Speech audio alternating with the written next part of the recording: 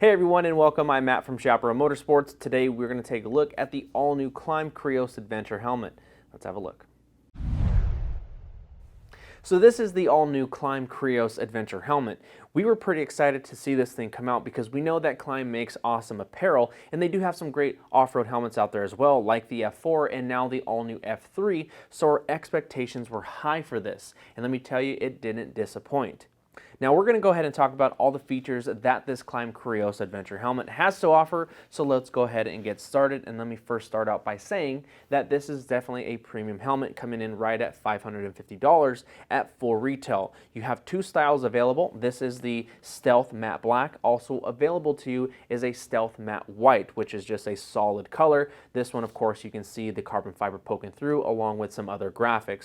Now your size range for this helmet is small through 3XL, and they are using two external shell sizes. So your breakdown is small through large, shares one size, and then XL through 3X shares the other. Now this is an intermediate oval head shape, and let me tell you, the first thing that I noticed when I first put this on was the weight. This thing is extremely lightweight, coming in right at 3 pounds, 3 ounces on our scales, and I think it definitely competes well with the other high dollar helmets out there on the market. I think the overall styling of this helmet is really great. It's clean, simple, straightforward, and very streamlined. The only thing that kind of stands out for me is this built-in spoiler, but this has a big benefit because it's going to create stability and downforce at higher speeds, which is great for those of you that are riding on longer trips on your adventure bikes. Now, the other thing to go along with that is all of the channeling in the visor.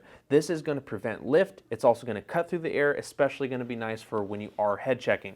So a lot of function here along with a lot of style. Now let's take a look into the ventilation system, starting out with the mouthpiece. You have 4 vents here that are going to drive air in through the front into 2 channels. It's then going to come out through the top of the chin bar to give you indirect airflow. It really would have been nice to see some type of slider, that way you can adjust the amount of airflow that you want. Now on the chin bar, you have a vent on both sides, which I think are really going to act as an exhaust vent because it doesn't really funnel air directly into the helmet. However, on the forehead, you have an adjustable vent here that's going to direct air over the crown, through the helmet, and then come out of the exhaust vents to give you that cooling effect that you're looking for. If you're needing more airflow, you can crack the shield because of the detents, or you can remove the chin skirt, which is going to direct air underneath the helmet. Now with that being said, you can wear this helmet in multiple different configurations. As it sits on the table, this is set up for adventure riding, so you have the visor along with the peak visor installed. Or if you're looking to hit some trails, you can throw some goggles on, and the strap will hide underneath the visor. If you're strictly riding off-road, you can remove the face shield, run goggles, and use it as more of an off-road dirt helmet. Or if you want to hit the street, you can take the peak visor off, install the provided base plate covers, and now you have a really cool looking, unique hooligan style of a helmet. You will notice that you have these tabs on the side of the helmet, which is going to act as a quick release system. So these changes can happen seamlessly and easily. Now I want to address a few more things before we make our way inside the helmet, one of which is that the peak visor is actually adjustable. It's minimal, but it's nice to have that flexibility because some other adventure helmets on the market don't allow you to do so because it is fixed.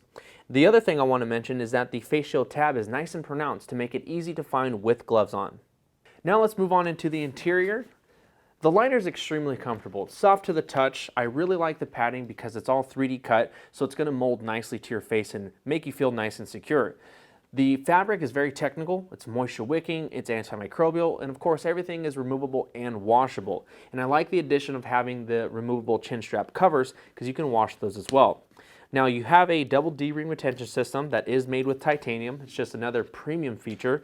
And something that I found interesting is that they utilized Velcro instead of the traditional snap-in method to hold the cheek pads in place. I kind of like the snap-in version because if you don't line this up properly, you have to constantly peel it off every time to get it to line up right.